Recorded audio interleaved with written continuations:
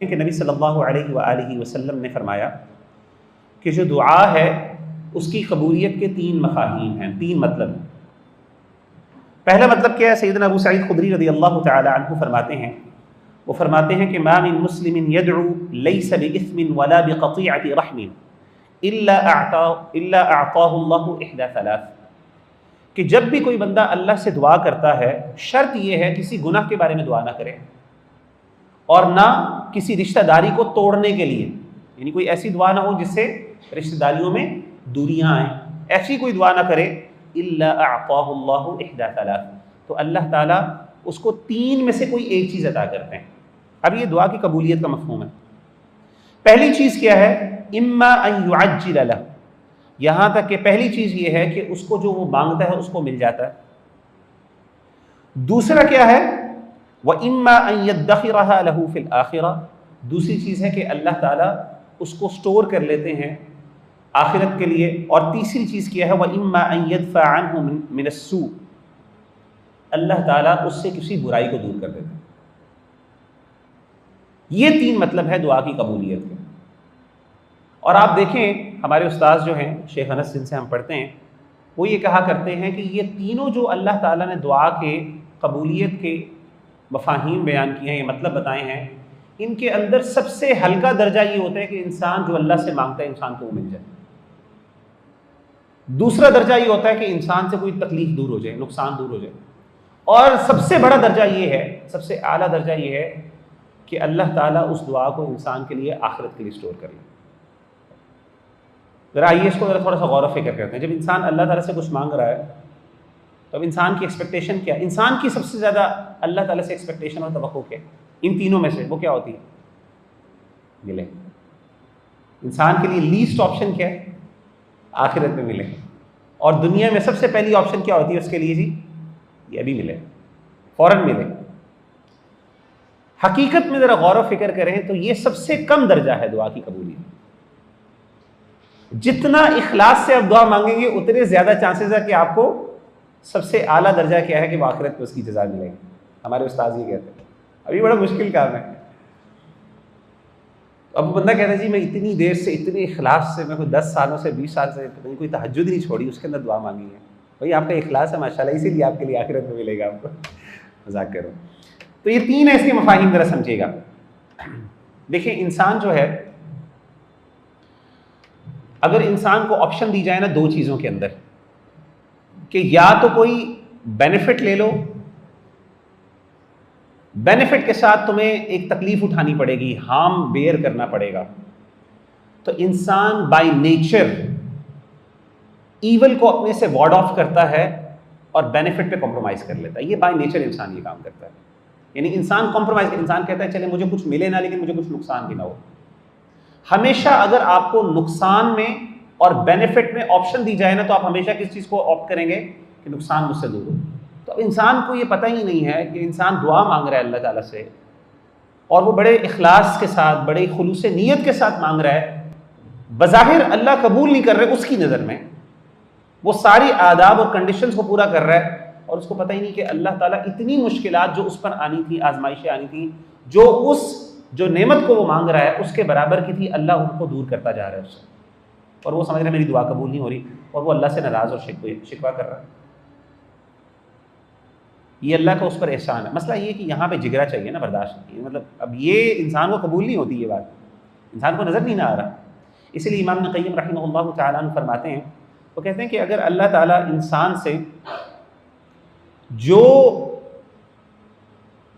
अल्लाह ताला इंसान के बारे में फ़ैसला करते हैं, अगर अल्लाह ताला ने अपनी हिकमत के जो पर्दे हैं वो उठा ले और इंसान को पता चल जाए कि जो अल्लाह ने उसके बारे में फ़ैसले किए वो कितने उसके लिए खैर वाले हैं, भलाई वाले हैं, वो कभी भी यानी उसकी ज़ुबान अल्लाह का शुक्रिया अदा करते हुए थके ना। मसला ये है कि वो पर्दे पड़े हैं, वो पर्दे क़यामत के दिन उठेंगे। पता चलेगा कि अच्छा मैंने ये दुआ मांगी थी, इसकी नतीजे में अल्लाह ने मुझे ये दिया, मुझे ये तो अता नहीं हुआ लेकिन इसकी जगह ये मिल गया। इंसान कहेगा अल्लाह तेरी इतनी बड़ी रहमत। और तीसरा दर्जा जो हमारे उस्ताद कहते हैं वो सबसे बड़ा दर्जा ये है कि वो है कि आखिरत में अल्लाह देते हैं। बाज़ वक़्त नुकसान भी हो जाता है, नुकसान भी अल्लाह दूर नहीं करते, लेकिन अल्लाह ताला उसको आखिरत में अता करते हैं। देखिए याद रखिएगा अल्लाह सबसे ज़्यादा रहीम व करीम है। अल्लाह को सबसे ज्यादा पता है कि मेरे बंदे को एक्चुअली इस दुआ की सबसे ज्यादा जरूरत कब होगी।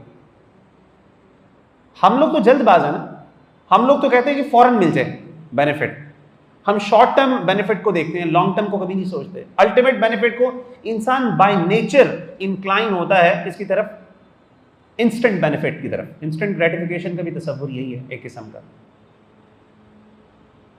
मैं इसकी आमतौर पर मिसाल देता होता हूँ अपनी लाइफ। आपको याद है,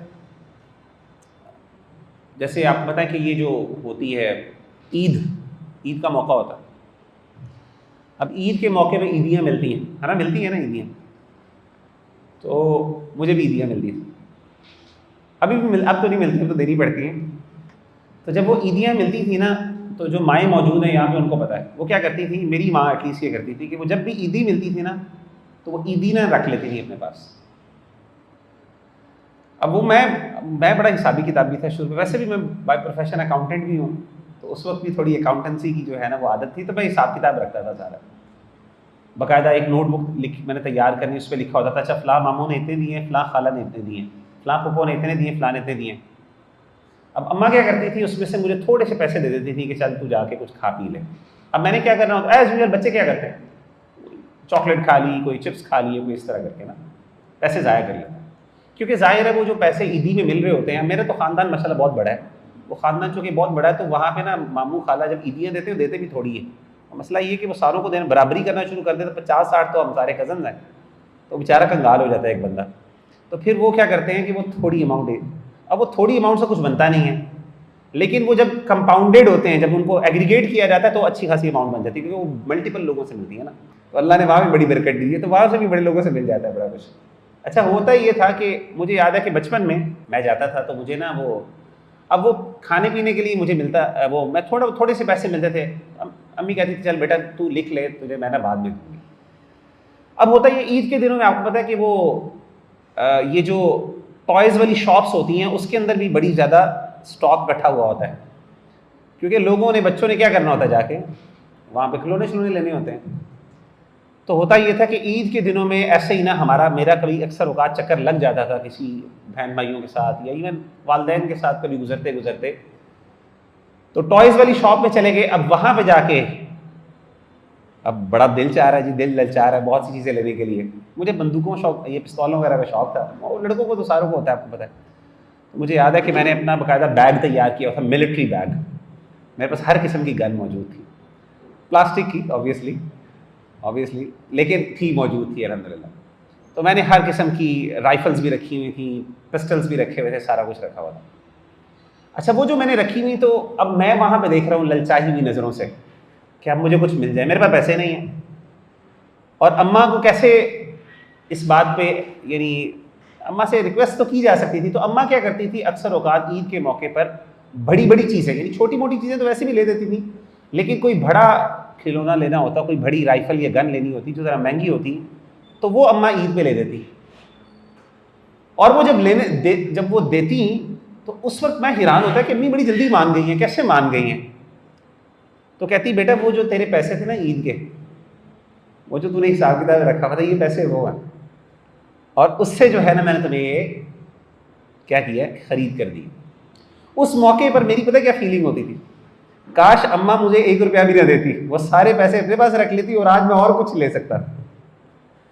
तो एग्जैक्ट अभी मैंने छोटी सी बड़ी चाइल्डिश एग्जांपल आपको दी। अच्छा ये एग्जांपल जो है बिल्कुल इंसान का मामला, यानी ये बड़े लेवल पे चले जाइए, ये वाला मामला क़यामत के दिन आपको पता है कि जब इंसान की ट्रांजैक्शन सिर्फ नेकियों की बेसिस पे हो रही होगी, ऐसे मौके के ऊपर इंसान के लिए सबसे बड़ी बात पता क्या होगी, उसको कोई नेकी मिल जाए, क्योंकि वहां पे इंसान नेकियों के पीछे, आपको पता है, लोगों से मिलना जुलना बंद कर देगा। वो है ना तसव्वुर के वो भागेंगे एक दूसरे को देख के, यौमा यफ़िर्रुल मर्उ मिन अख़ीही व उम्मिही व अबी, एक बंदा अपने भाई से भागेगा, अपने बाप से भागेगा, माँ से भागेगा, बहन भाइयों से भागेगा, बीवी से भागेगा, बच्चों से भागेगा। क्यों भागे?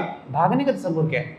असल में भागना इसलिए कि नज़रें चुरा इसलिए रहे हैं कि भाई वो कोई सामने आ गया और कहे कि जी बचपन में मैंने तुम्हारे साथ या फिर दुनिया की ज़िंदगी में मैंने तुम्हारे साथ फलां नेकी की थी, आज मुझे उसका कोई रिवॉर्ड चाहिए, आज मुझे ज़रा उसका पे बैक करो। वहाँ पे उस ज़माने में हिसाबो किताब बहुत होगा ना, क़यामत के दिन तो हर चीज़ का हिसाबो किताब, यानी एक बंदा अपनी औलाद, अपने माँ बाप सब कुछ देने के लिए तैयार होगा किसी तरीके से मेरी जान बच जाए। तो ऐसे मौके पर जब इंसान इतना ज़्यादा डेस्परेट होगा छोटी सी छोटी नेकी के लिए, तो ऐसे मौके पर इंसान को अल्लाह ताला उसका जो दुआओं का स्टॉक है ना, वो खोल के उसके सामने पेश करेंगे। और उस मौके पर इंसान वो जो बड़ी लंबी लंबी दुआएं मांगी होंगी रात की, और फिर इस तरीके से तहज्जुदों में दुआएं मांगी, अकेले में दुआएं मांगी, रो रो के दुआएं मांगी, अब वो बंदा सोचता है पता नहीं ये राय कहाँ जा रही है। वो क़यामत के दिन अल्लाह कहेंगे मेरे बंदे, इंसान कहेगा जी ये क्या, अल्लाह कहेंगे वही बंदा, मेरे बंदे ये वही दुआएं हैं जो तू बज़ाहिर, मैं वो सारी इंसान शराइत पूरी कर रहा है, मैं वो आदाब का भी लिहाज रख रहा हूँ, सब कुछ कर रहा हूँ जो अल्लाह ताला की मुझसे एक्सपेक्टेशन है, उसके बावजूद कबूल हो रही है, क्यों नहीं हो रही। तो उस मौके पर जब इंसान को अल्लाह ताला वो दुआओं का रिवॉर्ड देंगे, तो उस वक्त इंसान क्या कहेगा, हाय काश मेरी दुनिया में कोई भी दुआ कबूल ना हो और आज मुझे सब कुछ यहाँ पे मिल जाता। ये इंसान इतना कमज़ोर है। तो अगर आप इन 3 लेवल्स को देखें तो तीनों मौक़ों पर दुआ कबूल हो रही है। एक ये कि इंसान को वो नेमत मिल रही है, दूसरा ये कोई ना कोई तकलीफ़ उससे दूर हो रही है उसके बराबर, और तीसरी चीज़ क्या है कि अल्लाह ताला ने उसको उसके लिए आखिरत में स्टोर कर दिया, जब इंसान को सबसे ज़्यादा उसकी ज़रूरत होगी। और अल्लाह को पता है कि मेरे बंदे को सबसे ज़्यादा इस दुआ की कब ज़रूरत होगी। तो ये अल्लाह का एहसान है जी। वो हम लोग शिकवा, हमारी ज़ुबान शिकवा करती है। हाँ, शर्त ये है, कंडीशन ये है कि दुआ कबूल हुई हो।